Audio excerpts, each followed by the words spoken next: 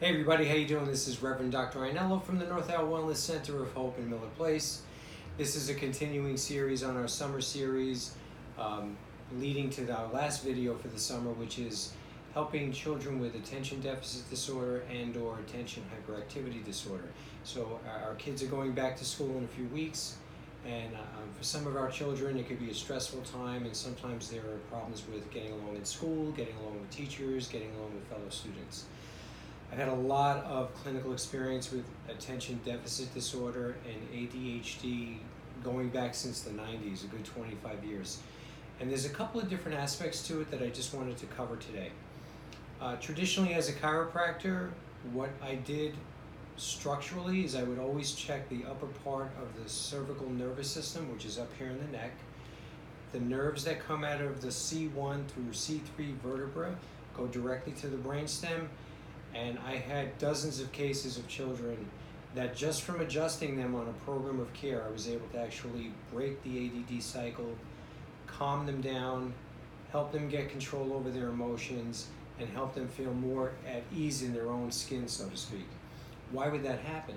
Well, if the cause of the underlying irritation to the nervous system is actually physical in nature, due to a pinched nerve in the neck, then it would make sense that if you found a pinched nerve in the neck as a chiropractor, remove the pinched nerve, calm the nervous system, calm the connection to the actual brainstem, and got good communication going so the body was more at ease, then you would calm the mind. So that's the physical aspect of attention deficit disorder that is not truly investigated in a medical setting. Now, on the physiological side beyond the nervous system, when we get into a discussion of biochemical stress to the brain and the nervous system, and this is going back to, again, to the 90s when I was doing laboratory diagnosis, food sensitivities are a major issue in emotion and behavior. Now, I don't just mean good old-fashioned sugar, because everybody associates sugar with hyperactivity. Yes, sugar is inflammatory, and yes, sugar is a huge proponent of attention deficit hyperactivity disorder, but it's not the only thing. So for example, a good 25 years ago when I was working with my patients who had ADD or ADHD, we would go through the Feingold diet. And the Feingold diet basically consisted of a diet where you removed chemicals, flavorings, colorings, all the red dye number 5s, the yellow dyes, all those dyes. And what Dr. Feingold and the association found was that if children had sensitivity to chemicals or things in food that were of an unnatural nature, it could actually cause the same problems that you're seeing in terms of what would you call ADD and ADHD. So that area has to be investigated and handled as well. And I've had success doing that as well, where we actually knew to put the children on an elimination diet of food colorings, flavorings, and what have you.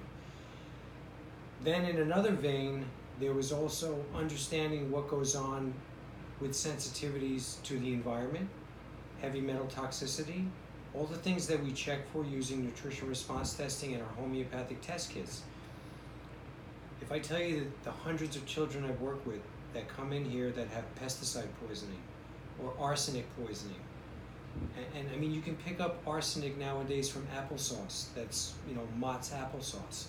You could pick up pesticide poisoning, as I mentioned in a previous video a week or two ago, walking around the school, sniffing the sprayed hallways for pesticide sprays that they put in the hallways, and now all of a sudden the mind is disturbed and it's irritated, and now the child starts to act up. You can have nutritional deficiencies alone. I found this, highly nutritional deficiencies with super essential fats. We do a lot. We find most of our children with those diagnoses have essential fatty acid deficiencies. I'm talking about omega-3, omega-6, and omega-9 essential fats. Hugely important for the development of normal brain tissue, because the brain is composed of huge amounts of healthy fat, and the super essential fats bathe and feed the brain so that the brain can have normal function. So just on the couple of things I just touched on, and there's many more that we can get into, but for the sake of time, the purpose of these videos is to educate, to get you to think, and to not just put your child into a diagnostic box. I am highly against labeling our kids. I find that every child that has this label, there's a cause. So please understand that ADD and ADHD are merely labels that were created by the psychiatric profession back in the 90s by a group of about 12 people on a committee that decided to take common attributes to children, such as fidgeting, inattentiveness, no desire to sit and listen in a chair, and just give them a group name. So they named all these common symptoms that our children commonly have. And then they were made into a syndrome. So I severely challenge my medical counterparts to show me an ironclad test that tests for attention deficit disorder. I do not know of one. I'm not saying there couldn't be one that exists, but I haven't seen it. So I want to see a concrete test that when you see a blood test or a laboratory analysis of a certain thing, that means you have ADD. I don't think it exists. And I've said this for 25 years. So it's the same story, just wrapped up in a different package. And then finally, I have to touch on this because, again, being a holistic wellness practitioner, as well as a reverend, I am highly against unnecessary medication for our children. And I can tell you from my history of study of back in the day Ritalin, which then melded into Concerta, that these drugs are highly addictive. They're class 2 narcotics. They're on the same scale of addiction as cocaine. They light up the same brain centers as cocaine does when you take them. And I just want parents to know that there have been Washington, D.C.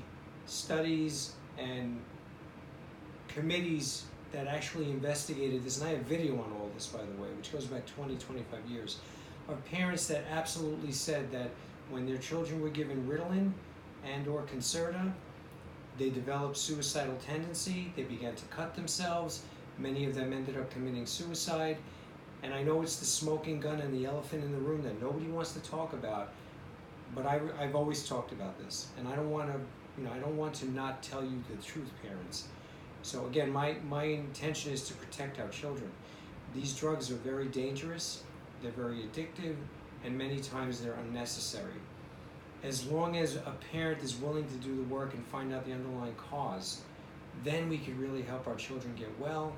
We could eliminate these dangerous, addictive drugs, and we can put them back into a good, healthy lifestyle where they can grow and just blossom. So I hope that helped a little bit. I don't want to come on too heavy, but to save our children, it's worth getting a little heavy. So I want to thank you for your time and attention. A great semester for the kids coming back in school. If I can be of any help, please contact my office. My best regards to all of you. Talk to you soon. Take care.